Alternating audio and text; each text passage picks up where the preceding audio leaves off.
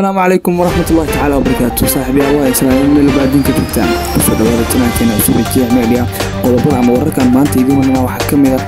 familkii uu ka dhashay Jamaal Khashoggi oo sheegay inay cafiyeen dadkii dilay aabahood golaha amaanka oo ku baaqeynay madaxda dawladda federaalka iyo maamul goboleedka ay kulmaan iyo ciidanka Masar oo heegan la geliyay iyo Ethiopia oo diyaaradaha gantaalada lidka diyaaradaha diyaarsatay waxaaladoodii meel maraysa dalka Masar iyo dalka Ethiopia muxuu Imaaraadku Carabta u shareystay midnimada Soomaaliya maxay tahay sababta uu u neceb yahay in Soomaaliya midowga oo intaas oo dhan lacag iyo kharash ugu bixinayo waqti kala qoqobista dadka Soomaaliya ku soo dhawaada channelkeena cusub ee Jimmedia qodobada wararka noo bilaabo maanta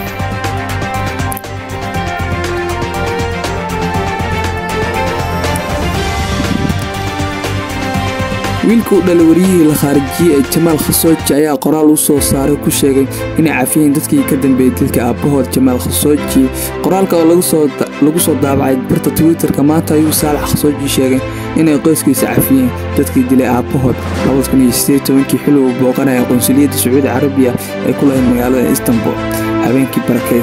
habeenkan barakeysan oo kamid ah bisha Ramadaan waxaan xasuusanahay qowlkii Alle oo ahaa haddii qofku cafiyo in heshiis sameeyo Alle ayaa u abaalgudaya sidaas darteed anaga wiilashiis Jamaal Khashoggi waxaan ku dhawaaqnay inaan cafinay kuwii dilay aabahen anagoo raadinayna abaalmarinta Alle ayaa la sii raacay qoraalka Jamaal Khashoggi ayaa markii ugu dambeysay la arkay waxa uu galay gudaha qonsuliyadda Sacuudi Carabiya ee magaalada Istanbul waxaana la aaminsan yahay in halka lagu dilay jirkiisa la jarjar ilaa haddana lama oga meesha midkiisa ama jirkiisa yaalo maxkamad Sacuudiga maxkamadda Sacuudi Carabiya ayaa sharuux ku xukuntay dil xagga ay saddex kalena xabsi ku xukuntay sababtoo ah wax la xiriireen dilkiisa Jamaal Khashoggi iyagoo la xiriirinay laakiin lama oga run ahaanshaha warkaas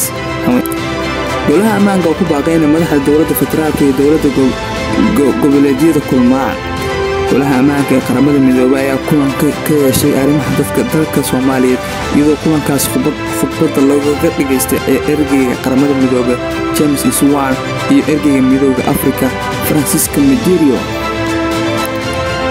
James Iswaan ayaa ka hadlay horumarka laga sameeyay ansixinta sharciga doorashooyinka iyo halgelinta ciidanka ee shabeellada hoose iyo qabsashada magaalooyinka Janaale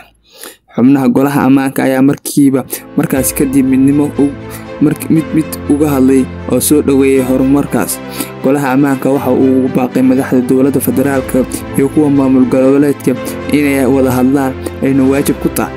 dawladda Mareykanka sargaal u hadlay oo ugu baaqay madaxweynaha Cabdullaahi Farmaajo inuu qabto kulanka golaha amniga qaranka ay ku wada jiraan madaxda federaalka iyo maamul goboleedyada ay qabto